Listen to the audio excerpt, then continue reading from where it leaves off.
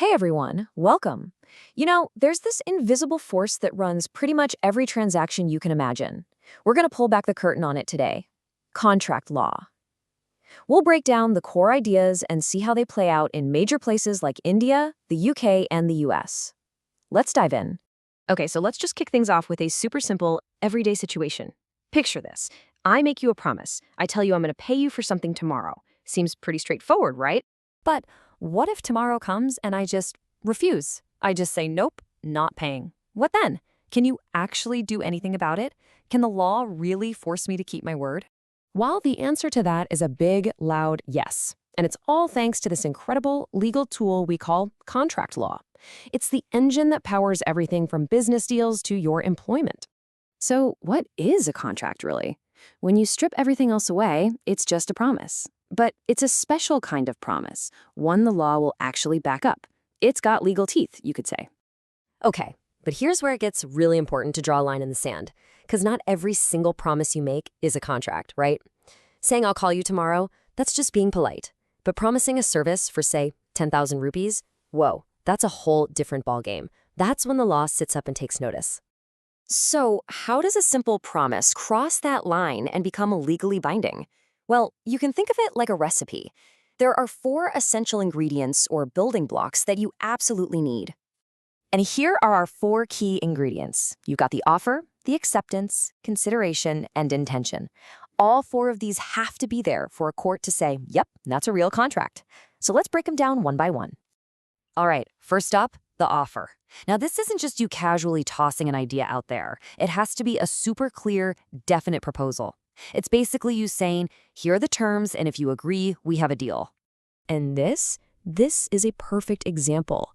I will sell my laptop for 50,000 rupees. It's totally specific, it's direct, there's zero confusion. You know exactly what you're getting and for exactly how much. Okay, on to building block number 2, acceptance. And here's the golden rule. Your acceptance has to be a perfect mirror image of the offer.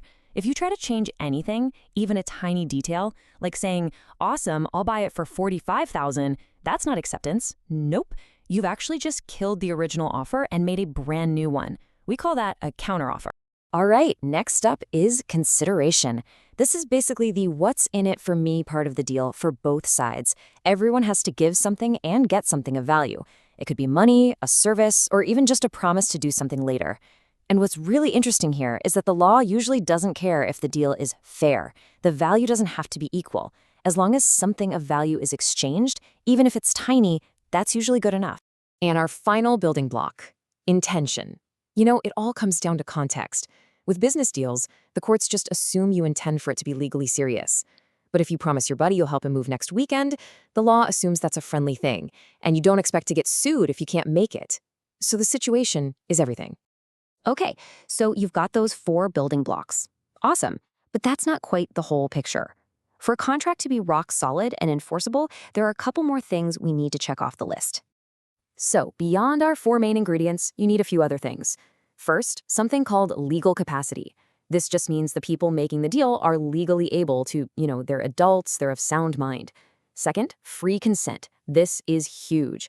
The agreement has to be totally genuine. No one can be forced or tricked into it. And last, the contract has to have a lawful object. I mean, you can't create a legally binding contract to do something illegal, right? The law's not going to help you if your partner in crime backs out. So here's a question I get all the time. Does a contract have to be written down on paper? And believe it or not, whether you're in India, the UK, or the US, the answer is usually no. A spoken agreement, an oral contract, is totally valid. But, and this is a really big but, in the world of business, a written contract is absolutely king. Why? Because it's proof. It gives you clarity, and that's just critical when you're trying to avoid problems down the road.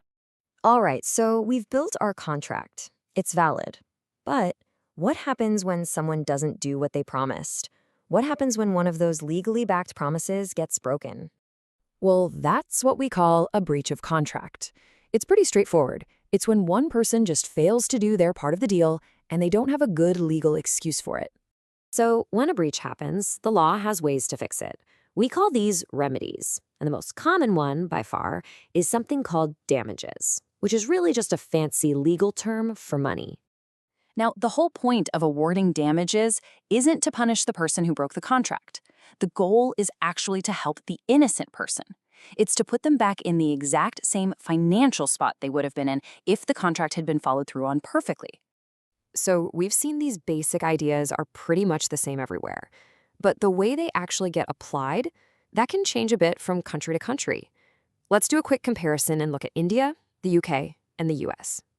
This chart here lays it out really nicely. You can see that in India and the UK, it's pretty much all about compensation, making the wronged party whole. The US mostly follows that too, but in some really extreme cases, like where there's fraud or really bad behavior, a US court might award what are called punitive damages.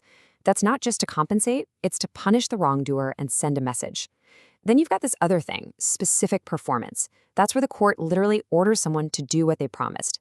It's an option everywhere, but judges are super careful with it. They mostly use it for one-of-a-kind things, like a famous painting or a specific piece of land, things where money just can't replace what was lost. And really, that brings us to the big takeaway here. The basic logic of a contract, offer, acceptance, consideration, that's like a universal language for business. But the local rules, the legal culture, that's where you see the differences, and they can be pretty significant.